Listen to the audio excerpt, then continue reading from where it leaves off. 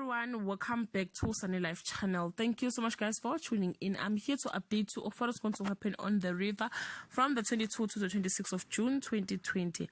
Auntie Kariboni can't believe that the past she had tried to run away from has found him, and Zolani struggled to accept the consequences of his action and what it did or done to both Lindiwe and Emma.